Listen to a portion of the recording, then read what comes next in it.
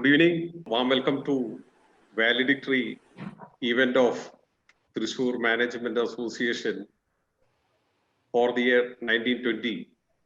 Today, our webinar topic, happiness in digital age. And we are privileged and honored to have the presence of renowned chartered accountant, teacher, author, public speaker, none other than CAV Pattabhiram from Chennai. Apart from that, today we are announcing the TMA DLB scholarship. Today with us, Director of Dhanlaxmi Bank, Mr. P.K. Vijay Kumar, IRS retired, Director General of Income Tax retired, former Insurance Ombudsman, and Mr. T.N. Ramasamy, Jury Chairman, Scholarship Interview Board. Before going to the session, let me request our Senior Vice President and incoming President of TMA, Dr. V.M. Xavier, to welcome the members. Over to Dr. V.M. Xavier, sir. Good evening. C.A. Soni CL, President of TMA, Sri Sijo Ponor, Honorary Secretary of TMA, Vice President, Engineer Vinod Manila,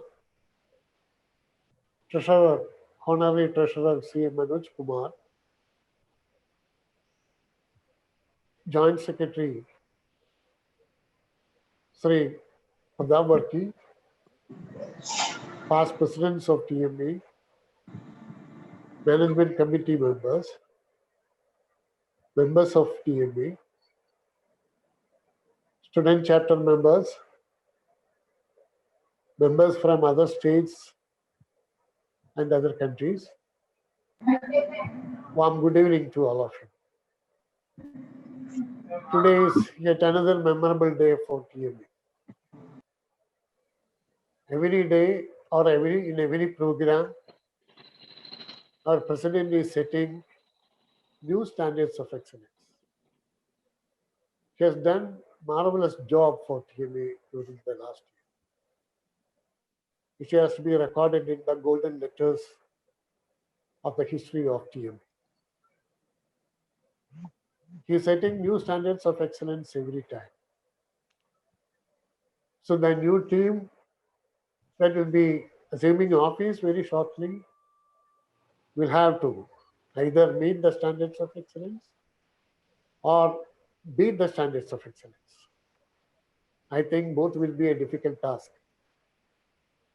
And our president was a vibrant president, and he is very particular that if possible every week he wants to give some talks to the members of the. That is why the fag end of his term, he has identified one more resource person for him.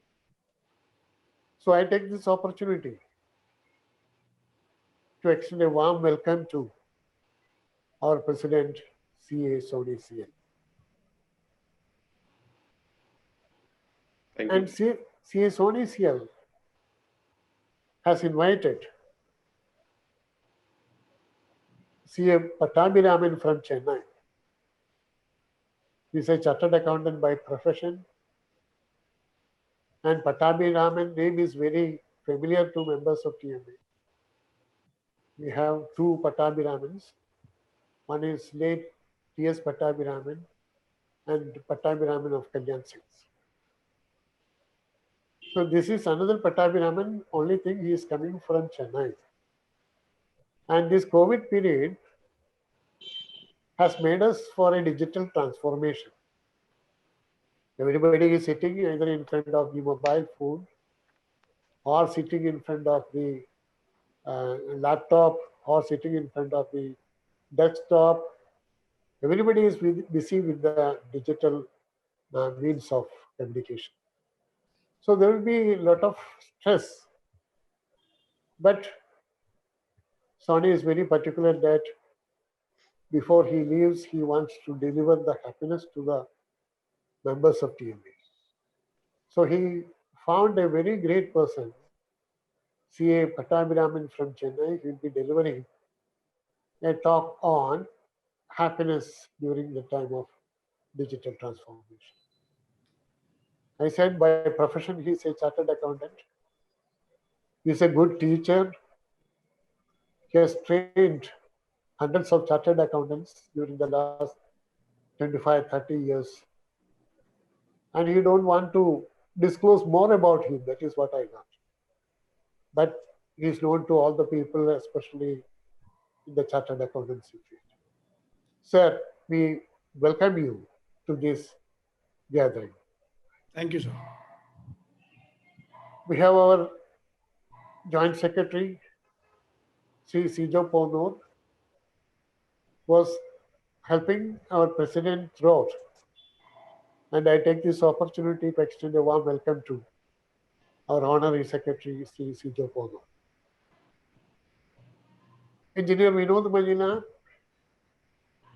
is the chairman of Majila's group, and he'll be the next senior vice president of TMA. And he was the former secretary of TMA. Now he is with us. I take this opportunity to welcome Engineer Vinod Majila. Sri Pradam Varki, our joint secretary, is also with us. And I take this opportunity to welcome him to this meeting. Our young and efficient honorary treasurer, CA Manoj Kumar, is here. I take this opportunity to welcome CA Manoj Kumar to this meeting. And I am also very glad to welcome Sri Ramaswamy, who was in the Mittal Group, UK, who took his MBA long back from IM Ahmedabad. Now he is having the retired life. Not only that, he was the chairman of the TMA DLB scholarship. TM and DL and Dhanlakshmi Bank is giving 2 scholarship worth 50,000 each to the students. And one more scholarship is offered by Sri Ramaswamy. I take this opportunity to welcome the great man Ramaswamy to this function. Our MC member, Sri P.K. Vijay Kumar IRS, who is also the director of Dhanlakshmi Bank and one of the managing directors. Jointly, the managing director work is done by 3 members of the director board. And Mr. P.K. Vijay Kumar is with us because Dhanlakshmi Bank is offering 2 scholarships for the MBA students based on merit cum basis. Merit cum means basis. I take this opportunity to welcome Sri P.K. Vijay Kumar to this meeting. And our Shaji, CA Shaji, was also the student chapter convener. He is here with us. I take this opportunity to welcome Sri Shaji Ponur to this meeting. Our CEO, Shaji Francis George, Engineer Francis George is also here with us. I take this opportunity to welcome Sri Francis George. And a number of students from various new schools like Elijah, Dr. Jomatai Center, Naipunya, Nehru College, from so many colleges, the students have joined for this program. I take this opportunity to welcome all the students to this wonderful meeting. And also, I welcome great gentlemen from other states, from Chennai, from Andhra, then so many other places. Some people have joined for this meeting. I take this opportunity to welcome all the members of other LMAs to this meeting. And also we find lot of other ladies assembled here to hear from our chief guest how they will get the happiness. And I welcome all the ladies and all the gentlemen once again to this meeting. Thank you very much.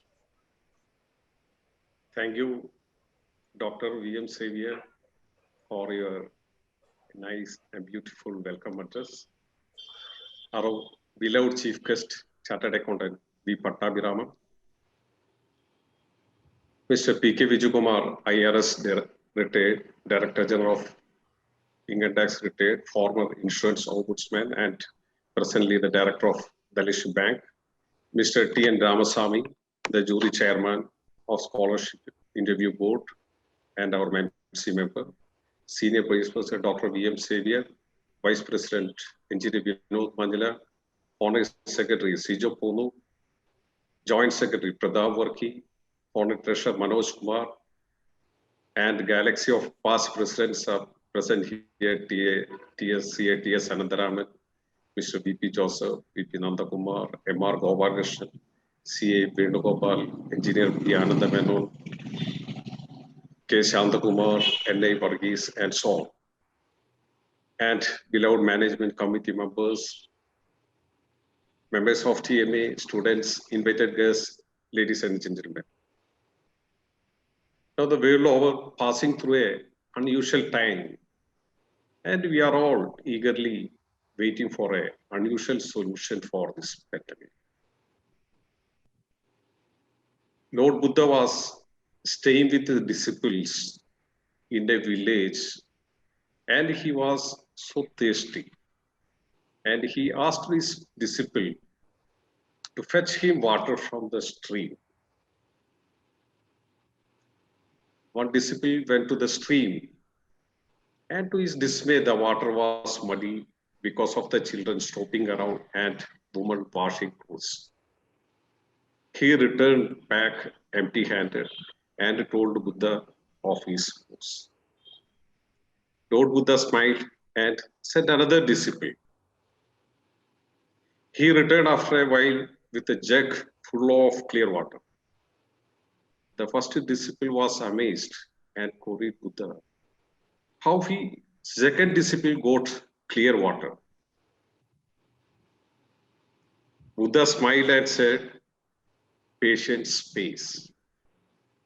He waited till the water settled, the mud moved down, and just scooped the clear water from the top.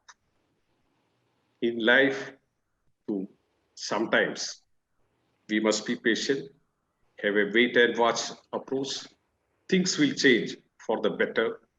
Difficulties and problems will sit down and you will have a clear path. Especially during this pandemic, we have to wait. Patience is the key to the success. Our economy will bounce back. Please wait some more time. Relationships are hard these days because all our conversations are become texting. Now in WhatsApp, our feelings have turned to status updates in WhatsApp. We cannot upload the link. We cannot download time. Google cannot give all solution. So just log into the reality and like the status of your life. Life has no pause button. Dreams have no expiry date. Time has no holiday for the time. So cherish every moment of your life and make it count. Today we are going to listen such a important and relevant topic, happiness in digital age. As rightly mentioned by our Senior Vice President, Dr. V.M. Xavier, this is our last event of this committee, and we would like to give you happiness during this digital age. So far, we have heard a lot of program in digitalization and opportunity digitally transform your business, remastering digital relationship, ethics for digital age, value creation and impact of digitization, and many topics related to digital age.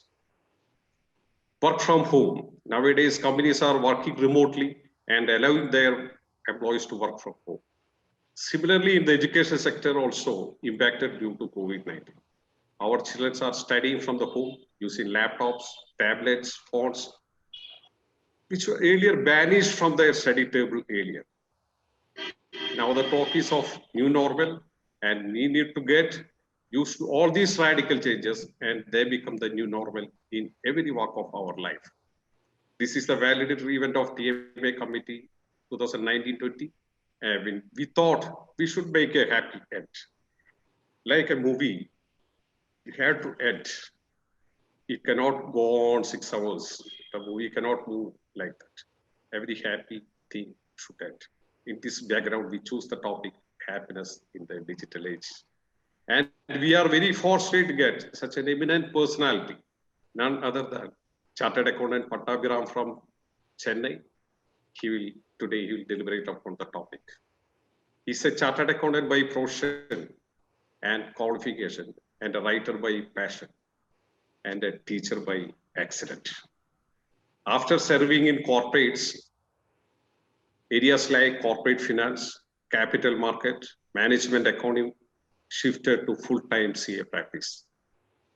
He co-founded Yognath and Ram, a multi-partner locational firm, or strength of 80 plus P. He called out the other two and also part of the faculty team of Prime Academy. He is the founder of the Prime Academy along with the two other partners. A premier CA training institution in Chennai. So one of the eminent training institute in southern region. He writing in newspaper, magazines, and on repute on contemporary issues. He authored many books, and some of his books are textbooks recommended by ICA on strategic financial management, and he wrote biography of D. Rangasamy and managing director of L&T, A. Ramakrishnan, and so on. A thought leadership document titled The Future of Higher Education, 9 Mega Trends was released by Vice President of India at a virtual function, and it is also relayed in Rajya Sabha. He speaks at various seminars, both in India and internationally. I'm not standing between CA Pattabhiraman and you, because all are eagerly waiting to hear him. More than 100 participants already joined when I started my speech. In this festive time of Diwali, may the festival of lights fill your home with happiness, bright for your lives, and you and your near ones. Have a very happy, safe, and blessed Diwali. I wish everyone a very fruitful session ahead. I request everyone to return back, join back after the session of the Pattabhiram sir. After that, we are announcing the scholarship of TMA PLP scholarship. Once again, warm welcome to all. Thank you very much for joining with us. Over to Pattabhiram sir. Now I request Chief Guest CA Pattabhiram sir to address our members and enter happiness in digital age. Over to you, sir. Thank you, Suraj, and thank you, Dr. Xavier. Good evening to all of you. It's wonderful to be, I don't know whether I can say at Thrissur, it's wonderful to be in the midst of people of Thrissur, and across the next 35 minutes, I'll try to walk you through what I think constitutes and can lead to happiness in the digital era. A couple of quick points that I want to make right at the beginning. This was a talk that I first delivered at the ICAI's International Conference at Muscat. I later delivered much the same talk at the Chennai Regional Conference of the ISACA, and I also spoke on much the same subject at ICT's Bridge Conference at Bangalore, and the same topic at the Regional Conference of the Institute of Company Secretaries of India. I just wanted to provide you with that background, just to try to tell you that this is a conversation that I've had with multiple people. I'll run you through a PPT deck. That's largely because so that you can divide your attention between my voice and what appears on the deck. Give me a second. I'll put up on the deck and then I'll tell you something which you can do and then we can begin with it.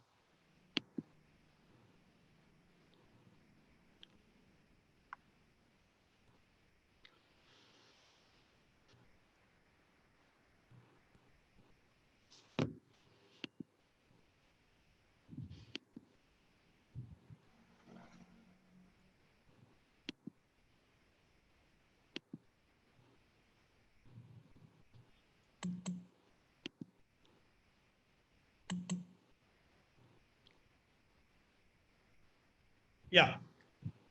Is that screen visible to all of you? Yes, yes, sir. Between my face or my screen and the PPT deck, there will be a large broad line. If you want to see me at a larger percentage, that means you want to see 50% the screen and 50% me, you can keep your cursor, if you're using a laptop, you can keep your cursor on that double line and pull it to your left. As much as you want, you can pull it to your left so as to divide the entire screen between me and the PPT deck. Because otherwise the PPT deck would look a little large. I leave the choice to you. Is that understood? Yes, sir. Yes, sir. Fine. We are able to adjust. All right, wonderful.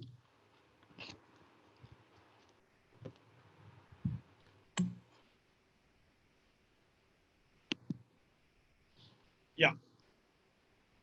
First and foremost, what I want you to do is to close your eyes. All of you kindly close your eyes and think of what was the happiest moment in your life. It could be the day that you got married. It could be the day that your son became a professional doctor. It could be whatever. For a moment, for 10 seconds, just imagine that event which turned out to be the happiest moment of your life. You have thought about that? Yes, sir. Now, on a scale of 0 to 10, with 0 being least happy and 10 being most happy, on a sheet of paper or in your mind, give a grade for that. I don't want to know the number. This is only for you. For example, I might think that my happiest moment qualifies for 8 out of 10. You have done that? Now, on the same sheet of paper or in your mind, tell yourself that on a scale of 10, 0 being most happy, least happy, and 10 being most happy, how happy you right now are. For example, to me, at this point in time, maybe because of COVID, I might be on a happiness scale of only 6. Okay, you have a number with you. Now, our objective is to move from that scale where we now are to the scale where we once were in the past. Okay, that is our medium-term objective. Whereas our long-term objective should be to move from the happiest moment that we once were to a still more happy moment, maybe a scale of 9, 9.5 or so. And I will try to tell you as we go along that at different points in time in life, either at different events of time in life or at different ages in life, people have different levels of happiness. I'm going to broadly talk to you about what I call 3 models of happiness or 3 rules of happiness, which I believe if you begin to practice from tomorrow morning, you could increase your happiness quotient. I now want you to take a look at this picture that is coming up on your screen. I want some of you to volunteer an answer. What do you see there? Is it a group photo of school? Okay, that's good. A group photo of school. Anybody else? I don't want to call names, so I want at least 3, 4 answers. What do you see when you see that picture? What runs in your mind? Sony says it's a school picture, which is right. I think many of them are muted. Their sound. That may be the reason we are not able to hear. You can unmute yourself, right hand top corner. Yeah. It's a teacher with the class children. All are very happy. No? All the students are very happy. There are some moron-faced guys there. Not happy. All are not happy. There is a teacher and lots of students. Then anybody else? Then on the top of it, 3 top students. There are three top students. Okay. Yeah. They are differently abled children. Yes, Mr. Krishnamurthy. They were differently abled children. No. If by differently abled you mean there's some handicap, no. Handicap. No. All of them are nice students. In fact, one of them is me there. Go identify if you can. Sony should identify. Sir, nostalgia, childhood memories and happy moments. Okay. All right. What else? Batavi sir, it's your class photo, right? Of course. Which one is me? I think it's the 4th one. From right or from left? From left. Fourth. Yeah. Wonderful. That's good. 4th from left.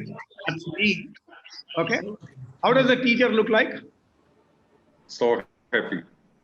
Happy. Now, Sony, be honest. How does she look like? Beautiful. Beautiful. Wonderful. Thank you very much. She looks very beautiful. This was a picture that was taken when I was in class 6, when I was 10 years old. That was the first time I ever developed a crush on anybody. And that incidentally happened to be the teacher. Okay. At that particular point in time, she was 16 years older than me. I'm sure she's 16 years older than me even today. After she left school, I have never met her. I've been hunting to find her out. If any one of you find her, please let me know. Okay. I remember this date very distinctly. I'll tell you why. Because that day, the teacher in the classroom asked, "What do you guys want to do when you grow up?" One guy said, "I want to be a doctor." He's the one sitting second left. Okay. Today, he is a top intervention cardiologist in England. He's extremely well known there. A second person said he wants to be an engineer. Today, he is part of the senior management team of one of India's top construction companies. I don't want to name him. I don't want to tell you the name of the company as well, because you might know him. A third person, a girl, said, "I want to be a cook when I grow up." And what she actually meant was that she wanted to be a chef. Today, in the western part of India, in the state of Gujarat, where she hails from, she does what Sanjeev Kapoor does. She appears on television to give people an idea of how to cook. And then the teacher turned to me and asked me, "What do you want to become when you grow up?" I was absolutely tongue-tied. Here was the favorite teacher of mine asking me when I hadn't answered any question as to what I wanted to do in life. So I was tongue-tied, kept quiet. And then the teacher again asked me, "What do you want to do when you want to grow up?" I told Miss, "I want to be happy when I grow up." "No, but what do you want to do?" she asked. I said, "Miss, I want to be happy when I grow up." That evening, she wrote in my report card. I have the card even today. She wrote in my report card, "This guy is excellent in English, brilliant in Hindi, very, very good in arithmetic, very good in science, excellent in history, civics, geography, but he has no idea of what he wants to do in life." I'll repeat, she said, he has no idea of what he wants to do in life. I think in hindsight, my teacher, notwithstanding the fact that I like her immensely, was wrong. I think the object, and I made that statement not out of any great wisdom. I just made that statement. That's about all, about being happy in life. But I think today, with the advantage of hindsight, I can tell you that the most important objective in life is to be happy. Wanting to be a chartered accountant, wanting to be a doctor, being a lawyer, being an author, being a fashion designer, being an engineer, being a television anchor are all paths, roads whose ultimate destination is happiness.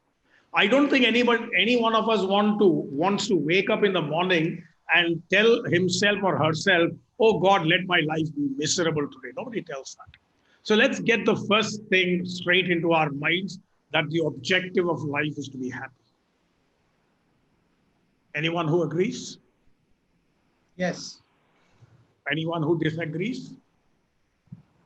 All right, I'll move on. I'm going to get into the first step. Sony, Yes. when I have 7 minutes left, let me know, okay? Yes, yes. That's me and that's the teacher, of course. Just take a look at this.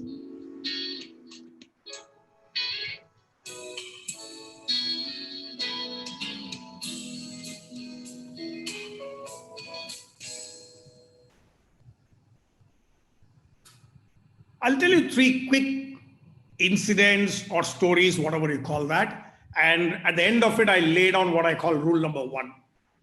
When I was in school, many people wanted to get into the Indian Institute of Technology and then get into the Indian Institute of Management. IIT, IIM. We told ourselves, hey, if I get into IIM, I'll be extremely happy. I'll be a big guy in corporate India. I'll possibly have the opportunity to earn huge salaries. Maybe I'll be able to get into the best and marry the best and brightest girl. That's what we thought. And when you get into the IIM, you begin to realize that that's not the end of the story. That's just about the beginning. Because there you're going to fight for grades. You're going to fight for campus summer placement, you're going to fight for campus placement, and the life does not look all that happy necessarily. There are people who tell themselves, if only my boss was more considerate, my life would be extremely good. Sorry? Please mute. To mute Yeah, everybody. Yeah, I'll be mute.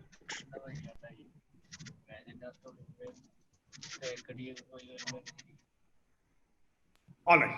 I in fact had one of my friends actually tell me that if my boss, that means his boss, has a heart attack tomorrow, he'll be extremely pleased. I said, man, if you are unhappy, find ways to become happy. Why do you want somebody to have a heart attack? But he said, that's what I want. There are many of us who say that if only I can go for a vacation in, say, Zurich, then life would be very, very happy. My personal view is that if you get into this model of if then, you're doomed. If you say, if this happens, then I will be happy. If this happens, my way is done, you're doomed. Because the world does not work in an if then model. Like, no, I know it is very cliched, but long years ago, people said man is the architect of his own fate. Take a look at this. This is very interesting.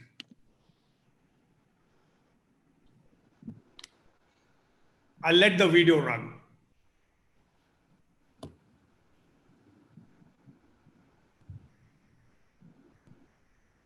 Now tell me what you see there. Beautiful countryside. Countryside, good. Anything else? Well laid out road. Well laid out road, good. Anybody else? Anything else that strikes you? Sparsely populated. Rainbow. We see the rainbow. Rainbow. Wonderful. The rainbow. Among many other things that you said, you also see the rainbow. How do you feel when you see a rainbow? Because in my city, we hardly see either rain or rainbow. So how do you feel when you see rainbow? Wonderful, happy, very You pleasant. happy. Wonderful. You feel happy. Have you ever told yourself that if that rainbow was just 1 feet to the left or 1 feet to the right, things would have looked better? No. We never said that. There are a few things that are not in our control. And that's why I say that if you fall into this if-then model, you're actually doomed. So the first important rule of happiness, the first of the 3 rules that I have in mind, is that we must accept the world as it is.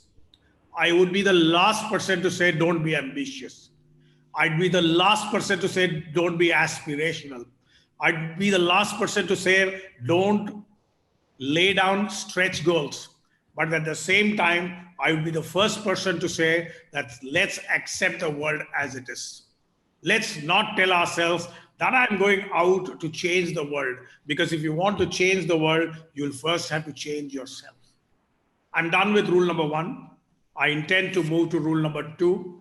We'll take all your comments, all your questions, I think at the fag end, okay? It'll be easier. There is this story. I call it the spaghetti sauce model. Okay? Spaghetti is pasta. Once upon a time, there were 2 sauces, Prego and Ragu. Ragu was the market leader. Prego had a high quality sauce. Nevertheless, Ragu was the market leader. Prego could never, ever catch up with Ragu. So what Prego did, Prego was actually being manufactured by a company called the Campbell's Sauce Company. And this is not a story that I've made up. You can Google onto the internet later, you'll get the full story. Okay. What Prego did was that it got in a consultant by name Moskowitz. Okay, got a consultant by name Moskowitz, and it asked him find out a way or find why Prego is not able to catch up. And what he did was that he classified these sauces into 45 different variations. He classified them by sweetness. He classified them by tartness. Tartness means how they go and sit there. He classified them by sourness. He classified them by visible solid. And he created 45 different variations. And then across the next 6 months, he invited lots of people to a large hall and kept different, what should I say, this size cups or this size spoon, asked them to taste and then put out which one did they like. Number 1, number 2, number 3, number 4, 45. At the end of 6 months, he had enormous amount of data. Unlike what people belonging to the profession of accounting, to the profession that Sony and I and a few others here belong, at the end of it, he did not say that this is the best sauce, go ahead and make it. Instead, what he said was that he classified all of them into 3 categories. All the ones that people liked into 3 categories. And he said, people like sauces that are plain. 33% of people like sauces that are spicy. And 33% of the people like sauces that are extra chunky. Now, if you say what is the big story there, the big story was that in all of America, both Ragu and Prego sold sauces that were plain, sold sauces that were spicy. Nobody sold sauces that were extra chunky. So therefore, the CEO asked Markowitz, are you trying to say that there is 33% of population in the United States to whom we actually don't cater? And Markowitz said, yes. So Prego went back to the drawing room. They introduced sauce that was extra chunky. And the story goes that across the next 10 years, they made enormous amount of money. What is the moral of the story is what you might like to ask. The moral of the story, according to me, is that happiness is not like this. What is this called? It's not vertical. It's not like I have a good car, I want a better car, I want a great car. Happiness is not on a vertical plane. Happiness instead is on a horizontal plane. I want a house. I would be happy if I have a car. I'd be happy if I have a lovely spouse. I'd be happy this, that. And it is not that there is one thing that makes me happy or one thing that everybody in this world should aspire to in order to be happy. Different things make different people happy. So the moral of the story leading us to rule number 2 is that we need to embrace diversity. The minute we don't say, and I don't have to tell you today,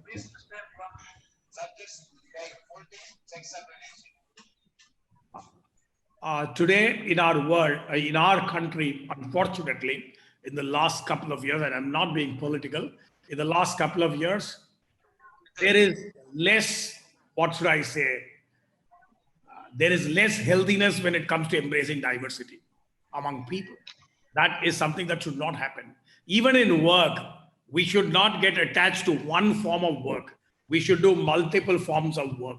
That is what will bring us happiness. Diversity is what will bring us happiness. Because if one thing does not work, another thing would work. Or if 7 things don't work, 3 things might work. And you will have to be, you should find joy in the fact that there are so many things that are working for us. I'm now going to go to what I think is my third and most important model, which I also call the best one on track. It will take me about 5 to 6 minutes time to explain that, but I think it is worth explaining. Before that, take a look at this.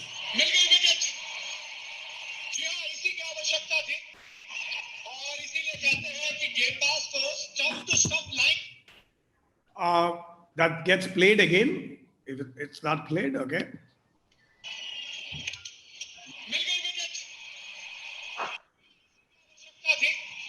All right.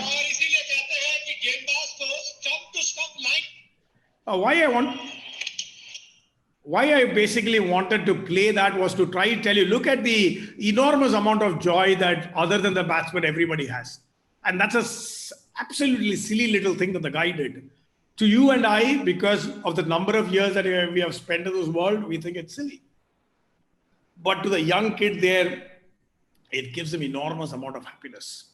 So I wanted to drive home the point that happiness comes to different people from different walks of things. I now want to move to my third and last point. It's called the tyranny of choice. And I'll tell you a personal example. This little thing that you see on the left-hand side, jeans. Jeans, I think, was invented a little over 150 years ago. It's something that has stood the test of time. It's owned by people from the age of 6, the age of 80. Everybody wears it.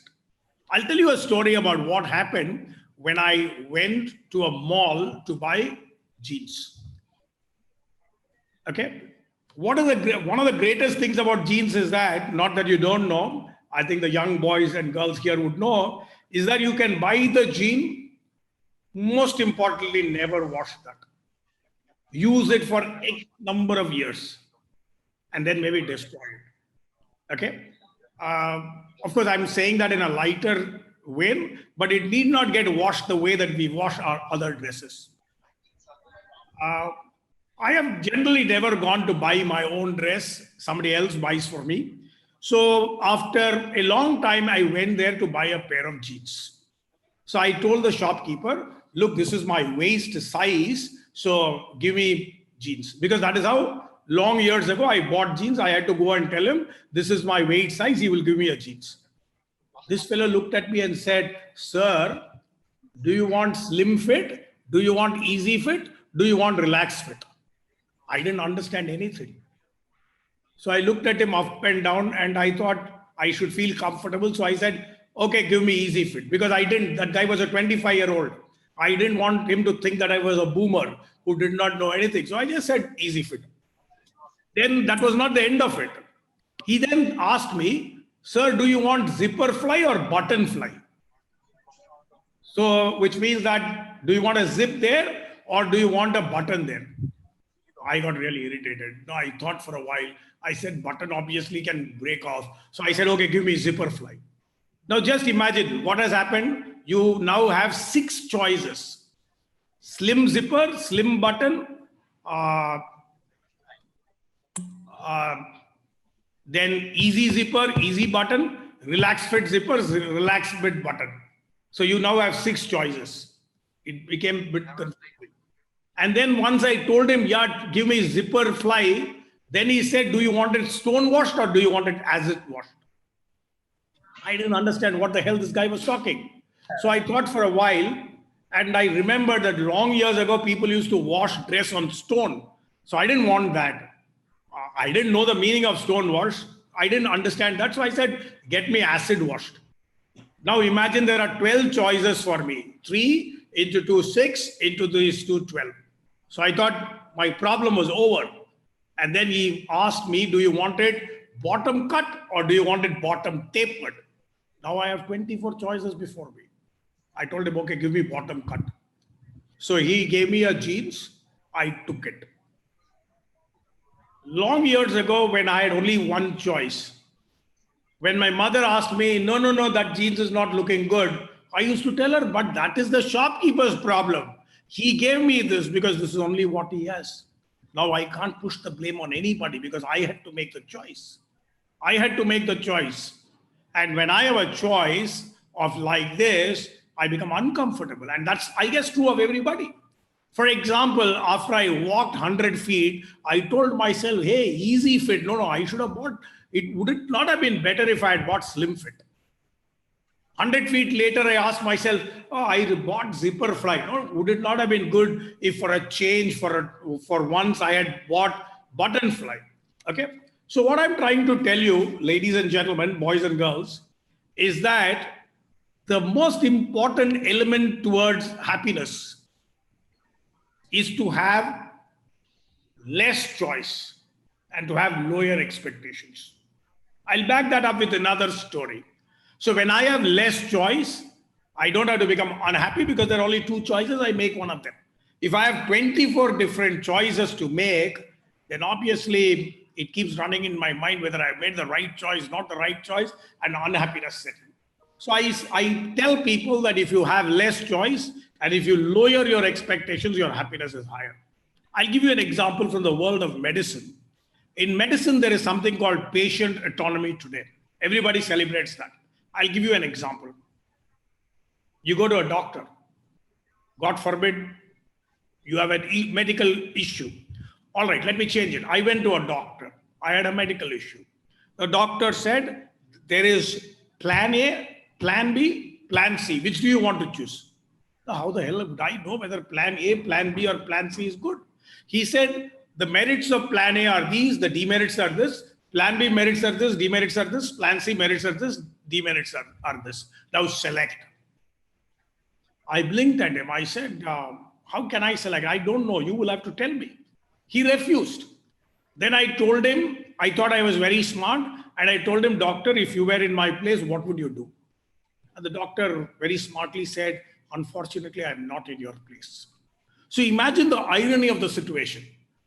And the patient autonomy has come in because today with the availability of Google, everybody and their uncle first goes to Google, finds a prescription, and then goes to the doctor, which is a tad sad. Okay. So what was I trying to say? I was therefore trying to say that look at the irony of the situation. Here is a patient who is ill, who has no medical knowledge, to whom a trained doctor who is supposed to have all the medical knowledge, he doesn't give him the choice. Sorry, he doesn't tell him what to do. Instead, he gives him a choice. It's not for me, it's for everybody else. Luckily, my wife happens to be a doctor, so it saved me a lot of trouble. But then that's no way to handle. So the point that I'm trying to make is that when you have lots of choices, you have lots of difficulties. That's why I put out my third and last point when I say less choice and lowered expectations. My rule number 1 was accept the world as it is. My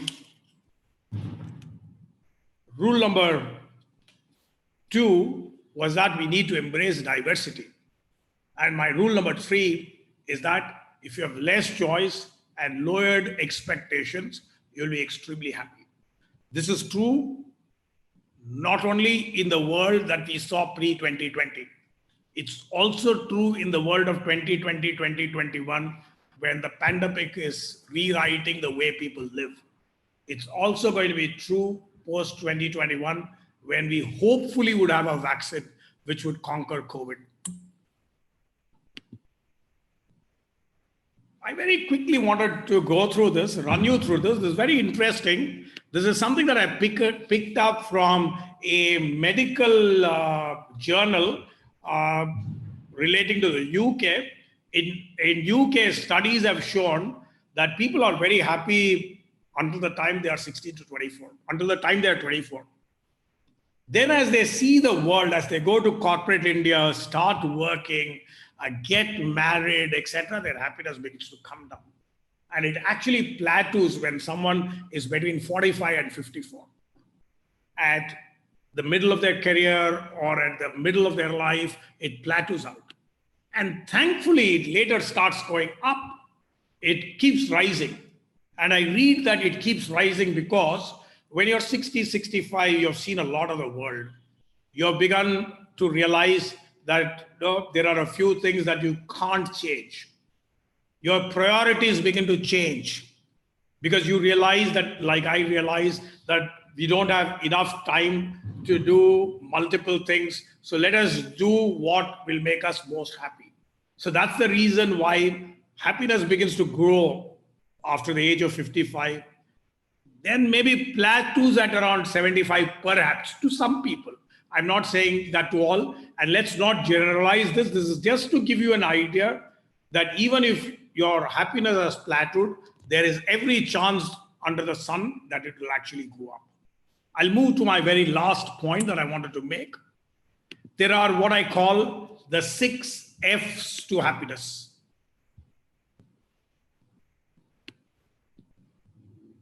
Sorry. Fame is the first F to happiness. If you're famous, well known, well recognized, it will make you happy. If you are as recognized as Mahendra Singh Dhoni, as recognized as Shah Rukh Khan, I'm not talking about films and cricket, in any field, then it can make you happy. There are many people who tell money does not buy happiness. There are many people who will say money does not necessarily make people happy. If COVID 2019, 2020 has taught us one thing, it's taught us that money is important. It's only when people have been out of job, it's only when people are finding that it's difficult to meet up to growing medical expenses that they realize how important money is. The third F for happiness is family. If you have a family that likes you, if you have a family where you can share, where people can share happily, it'll make you happy. If you have friends, and I'm not talking about friends on the social media, I'm not talking about 100,000 friends. Like Winston Churchill said, if you have 5 friends, people who you can count in the fingers of your hand, then you have lived a life well lived. I would go one step further to say, if you have 1 or 2, 3 a.m. friends, 3 a.m. friends are the people whom you can call up at 3 o'clock in the morning and cry over their shoulder, and they will not even ask, why have you called? I think you'll be very happy. The 5th F for happiness, 5th F in happiness is fitness. People who stay fit are invariably happy, or people who are not fit are unhappy. And Denmark, which is considered to be one of the happiest countries in the world, people say they are very happy because they are fit and they are well educated. That brings to my last point where I said future. If one has a bright future, can look forward to a future, he can be happy. Fame, fortune, family, friends, fitness, and future are the 6 F's of happiness. I'll summarize very quickly. I'll summarize what I told you. I began by telling that it is the objective of everybody to be happy.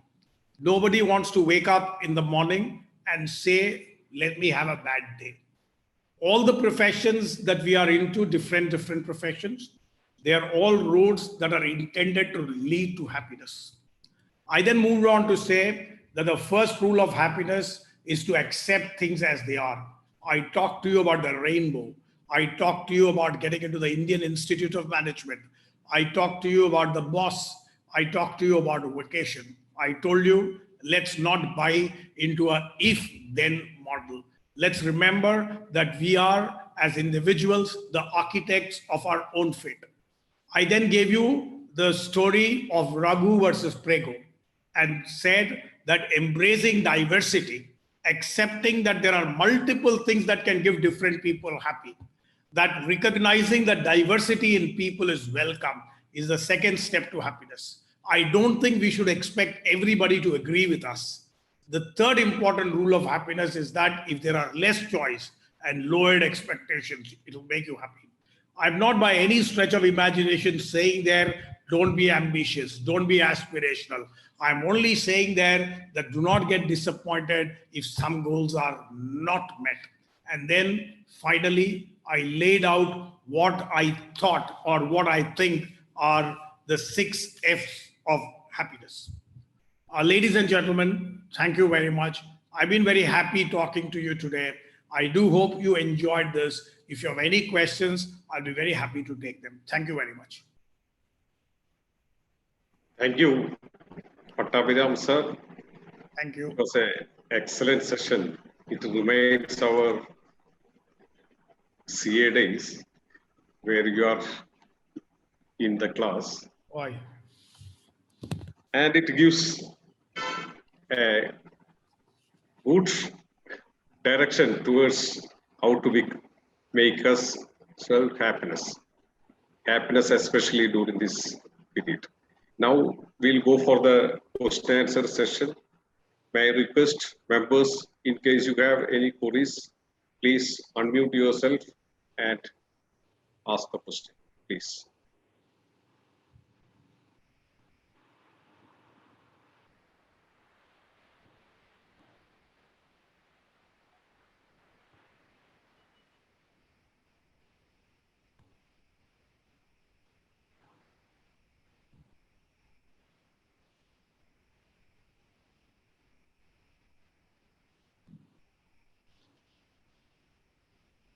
Anyone would like to ask the question, either raise your hand or you can type question in chat box.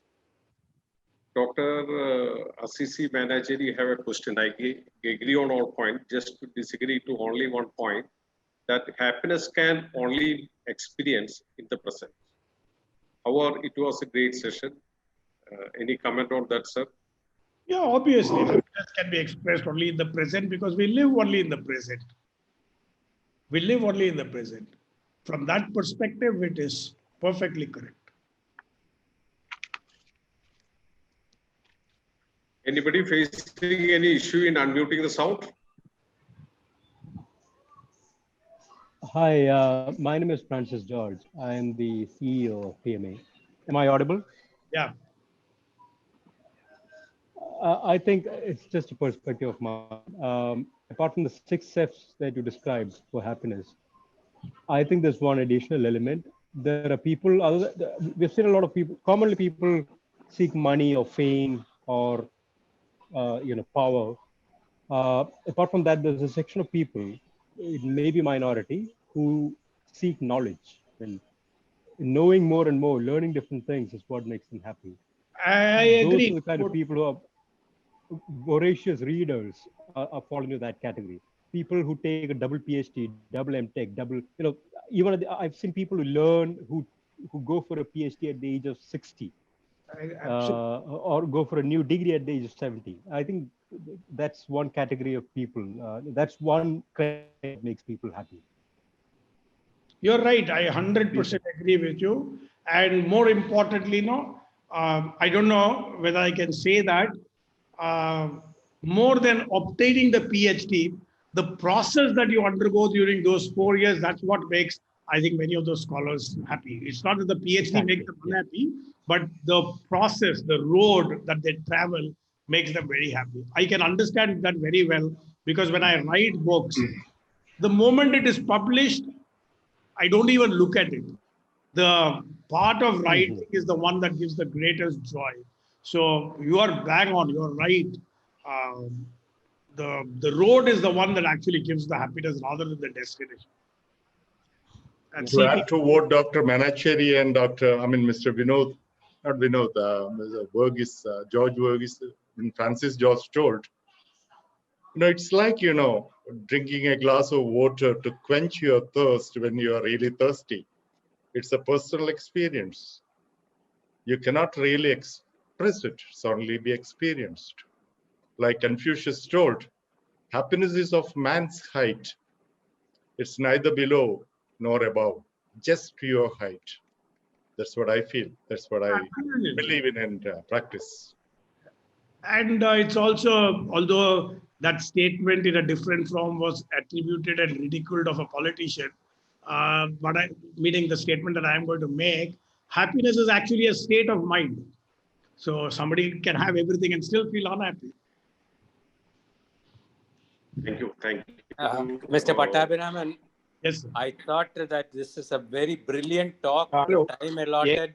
I lived through it. No, I am much older than you, but the school experience, I think many of us have had this experience. When a teacher says that you are not, you don't have any aim, objective, but brilliant. Yeah, I really salute you for putting it so crisply and defining happiness most brilliantly. Thank you so much. Thank you. Mr. Menon, I was actually half expecting you to say that during my school days, that means your school days, you also had a crush on a teacher. When you were saying that, anyway, doesn't matter. I didn't want to specifically mention. Oh, you but are I think many of us have it. I think many people admit, they don't admit. Some people don't admit. But then, the first love is, especially if you are involved, it's the teacher. Yeah. Thank you. Thank you. Mr. Pattabhiraman, may I?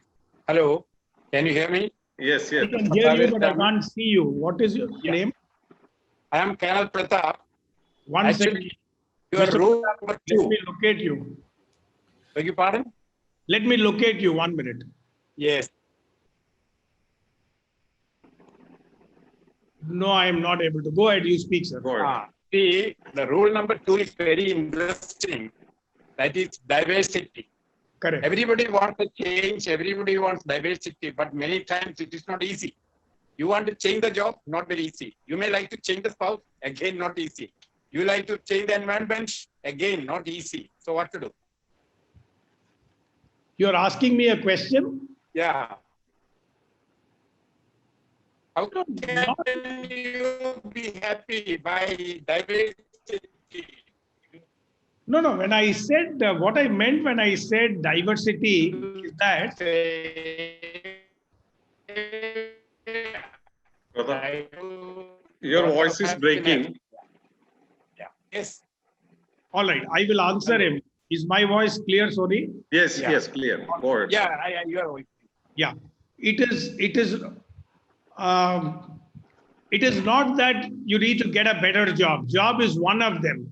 What I was trying to tell you about diversity is that job, assets, friends, multiple things. Any of these many things can make people happy. My crude example was that of that kid playing cricket. So he goes and jumps into the bat and he's thrilled about it.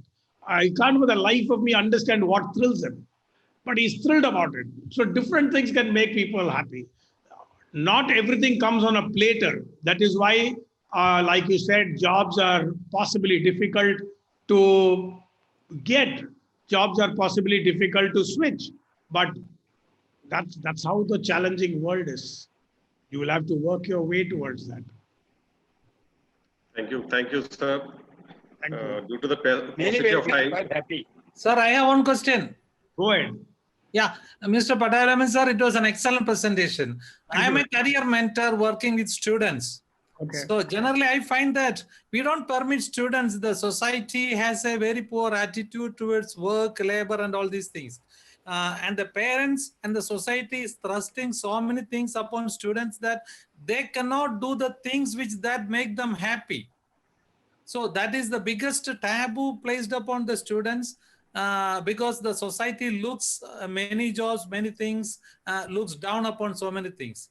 So you have correctly pointed all these things, but in India, in Kerala especially, the problem is that you are not permitted to do the things that gives you happiness. Am I Like right, sir? what? No, why should we blame the society? Like what? What is it that Kerala doesn't allow you to do? Because the parents, the aspiration of the parents are thrust upon the students. So the students are not permitted to follow the career of their choice, the course of their choice, and all these things. I mean, the society means not the entire society, the people who stand with them. They want jobs. Ultimately, another thing is that as you very well know, the likes, happiness changes at different stages. So ultimately, many of the professionals at the top, you very well know, they are not happy. I agree. I agree. On the first point, those of you who are young, who are here, who are in their 30s, etc., are not that anybody who is not in his 30s is not young, so don't get me wrong. He very rightly said, it is very inappropriate on our part to push our children to do something. Suppose I wanted to be a doctor, could not be a doctor, when became a chartered accountant, I can't push my son to study medicine. And fortunately, I'm surprised you said it's otherwise in Kerala. Luckily, today's generations, the parents of today's generation are a little more open to it. Open to the fact that somebody can go and study at the Film Institute, open to the fact that somebody can actually go and study for journalism, which are not exactly great paying jobs, open to the fact that somebody can take up different kinds of jobs. But it is important, you pointed it out very right, it is incumbent on parents to, while they guide their children, it's also incumbent on their part to allow them to choose career choices that make them happy. In fact, I'm not trying to pitch, but in fact, I've been working along with a couple of people on a startup which is piecing together, putting together 120 videos that talk about what are multiple career options available. Each video of 20 minutes talks about a different career option. There are videos addressed to the parents which tell how there are people in our country who are doing extremely well, but they are not necessarily from that 4 professions that every father wants their son to be: profession of engineering, profession of medicine, profession of law, or profession of chartered accountancy. Okay, so you are right. We need to allow our kids to do what they want with appropriate guideline. For example, a son says, "I want to become a traffic constable," because now a traffic constable stops and the entire convoy of cars stops. So the kid thinks being a traffic constable is great. Those kind of controls possibly we have to build it. Otherwise, what you said is right. Thank you, Pattabhiram sir, Thank you. for enlightening session. It gives an overall view of how to make happiness, especially during this digital age. It was an excellent session. You went through the length and breadth of the subject and given us rules to become more happiness. You have shared your rich experience in a short span of time with the bullet points. It was a really enthralling speech. We are really enlightened and rich, sir. I request you to step back. We have one more event, announcement of TMA Dhanlakshmi Bank scholarship. Before going to that, I would like to request our managing committee member and jury of TMA DLB scholarship, Mr. T.N. Ramasamy, to brief of the TMA DLB scholarship and announce the or to T.N. Ramasamy, please. Good evening. Am I audible? Yes, sir. Okay. I'll explain very quickly the objective of this TMA scholarship, the processes that we typically follow and followed this year. And the name of the winner of the TMA scholarship. The mission of TMA, as stated in its website, is to promote and disseminate useful knowledge in the field of management. In furtherance of this mission, TMA provides scholarships to deserving students pursuing a course in business management in one of the recognized institutes in the Thrissur district. These scholarships are offered to needy students whose academic performance is good and who demonstrate a desire and potential to achieve something worthwhile in life. The process of selecting students involves scrutiny and screening of applications received and an interview. This year's interviews were held in the virtual mode on the 4th of November. I'm sorry about this noise. This is the Diwali fireworks that's going on. We are able to hear, sir. No. The interviewing panel consisted of 3 members. Mr. Rajan Sliba, who is the HR head of Dhanalakshmi Bank, Mr. Anand Menon, and myself. We tried to ascertain as much as possible from the students as to what their long-term goals are, what their general knowledge is, what they expect to achieve in life, and so on, with the view to finding out if these people are capable of using the scholarship money to do something worthwhile for themselves, for their families, and perhaps for the community as well. Following this process, we selected the candidates for the scholarships, and I am pleased to announce that the candidate selected for the TMA scholarships, TMA scholarship, is Miss Sneha Girijan, and she studies at the Elijah Institute of Management Studies. Thank you very much. Ramasamy sir, thank you for doing the honor. The TMA DLB Scholarship Institute in the year 2011-12, while CATS Anandaraman was president of TMA. And now we are moving to the next part of the scholarship announcement. Shobhi, will you able to share the screen of the TMA scholarship students' name?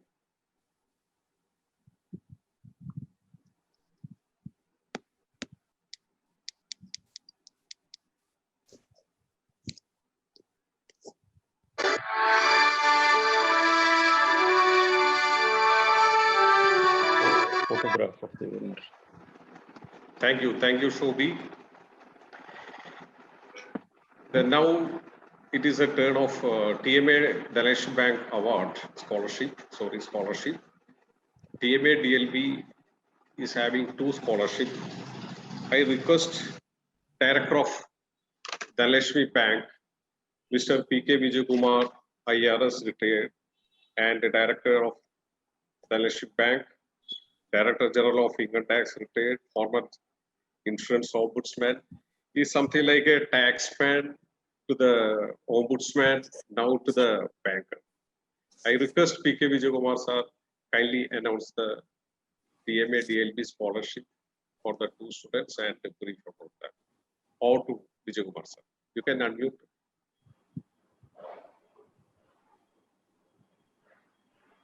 Good evening, Sony and CA Pattabhiraman and other distinguished guest members of TMA. It gives me immense pleasure to announce the TMA DLB scholarships for the year. So I'm doing it in dual capacity as a MC member of TMA as well as a director of Dhanalakshmi Bank. So it gives me double pleasure. The pleasure is also more because tomorrow is the founder day of Dhanalakshmi Bank. Dhanlakshmi Bank was founded on 14th November 1927. So tomorrow it completes 93 years. So only one bank is older than Dhanlakshmi Bank in Thrissur, and that is Catholic Syrian Bank, which is now rechristened as CSB Bank. South Indian Bank and Federal Bank. South Indian Bank was formed in January 1929 and Federal Bank in April 1931. And all these banks were founded prior to Reserve Bank of India, which is now controlling all the banks. It was founded only in 1935. So in Dhanlakshmi Bank, always people used to say jokingly that Reserve Bank does not have much of an authority over Dhanlakshmi Bank because it is an older bank. No? You have to respect Carnarvon. So like that, Reserve Bank cannot dictate terms over this. Of course, this is in a very lighter way. They have got every right to control all the banks. So now coming to the scholarship part, this was instituted in 2011 onwards. So it's completing 10 years. And the scholarships of rupees 50,000 each for 2 students for each academic year is being given. It's a nice gesture on the part of Dhanlakshmi Bank to offer financial assistance to the needy. And the tradition is continuing. I think when Mr. T.S. Andaraman was TMA president, this started. Probably his brother was also MD of Dhanlakshmi Bank at that point of time. Again, another Mr. Pattabhiraman, a celebrity of Thrissur. So the bank is able to continue with the tradition and offering financial assistance to the needy management students. It's a great service, and I am really honored and privileged to announce the name of 2 students who have become eligible for the scholarship. I am announcing the names. First is Kumari M. Chitra. She is a student of John Mathai Center of Management Studies, Aranatugara. And the next person, that is Kumari Chitra. Second person is Sri Deepak Matthew, who is a student of Elijah Institute of Management Studies. So these are the 2 students who have become entitled for this year's TMA DLB scholarship. So with this, I hand over the mic to Mr. Soul. Thank you, Mr. P.K. Vijayakumar sir, for your magnanimity in giving the scholarship to the needy students. May I request Shobhi kindly share the screen. Chitra, I am from Dr. John Mathai Center, School of Management Studies, University of Calicut, scholarship. Then Deepak Matthew, Elijah Institute of Management Studies. So these are the scholarship. Thank you, P.K. Vijayakumar sir and T.N. Ramasamy sir for doing the honor. And now it is we are going to conclude the seminar and also the valedictory event of TMA activities 2019-20. And we are very fortunate to have the eminent personalities like the Chartered Accountant Pattabhiraman and taxman, ombudsman, banker, Mr. P.K. Vijayakumar sir, IRS, and of course Mr. T.N. Ramasamy and galaxy of past presidents, and almost 125 participants in this today's webinar. So every good thing has to be end. So I request our Vice President and incoming Senior Vice President of the Thrissur Management Association, our Engineer Vinod Manjala, for vote of thanks. Good evening, everybody. Am I audible? Yes, of course. You may proceed. President of TMA, CA Sony CL, Chief Guest of the Day, CA Pattabhiraman, and my dear friends. On October 31st, we had a wonderful session by Engineer Arjun Jayaram, and he was a session from all the way from Silicon Valley. And it was mentioned that as the last program for TMA. And I propose a vote of thanks in that contest, saying that what a wonderful year, what a wonderful way to end the year. But today I was surprised when we had another program, Coin Valedictory Function, and with an even better speaker. So I hope I can end this vote of thanks for good. And I hope we will not have another surprise before our AGM. Our President Tony has made us all happy by doing wonderful program during his tenure. In fact, he brought laurels to TMA by winning the award, IMA award. But I think he still feels that we should learn the techniques of being happy. And what a way to end this year by bringing a wonderful speaker and having a wonderful session. Thank you, Sony, for bringing the session, one more session during your year. Our speaker, CA Pattavi can explain the way to be happy in a very lucid manner with a lot of stories. We have listened to a lot of concepts on happiness through different speakers, but he has explained in a very lucid manner in three steps, 3 rules. In fact, he has taught us to shine like a rainbow, and not only shine like a rainbow, teach others to shine like a rainbow. Thank you, Pattavi, for this session. You will remember this as one of our memorable programs in the history of TMA. Friends, Mr. P.K. Vijay Kumar IRS, I think he has become more active after he's retired. Each year, his energy is increasing. He's a real asset to TMA and Thrissur at large.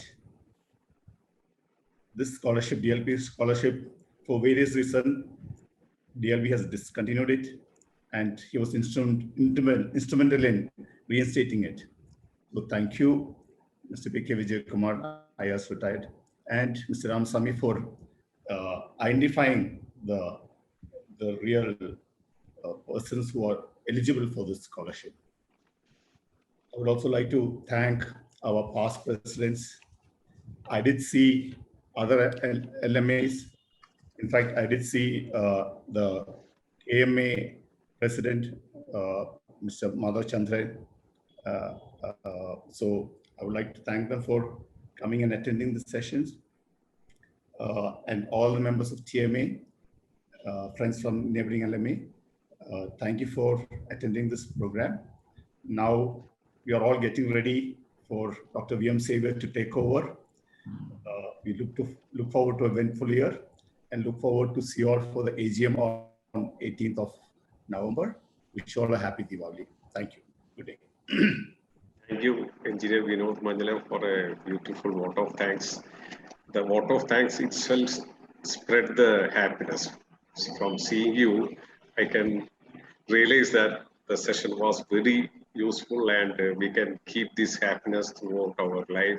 And of course, I request everyone to join for AGM on 18th. Before winding up, once again, I wish everyone Diwali greetings. Have a happy, safe, and blessed Diwali. Thank you, Pattavi sir, for joining us, and I thank everyone for sparing your precious time with us. Thank you very much. With this, we are concluding the valedictory event of the TMA activities 2019-20. Thank you.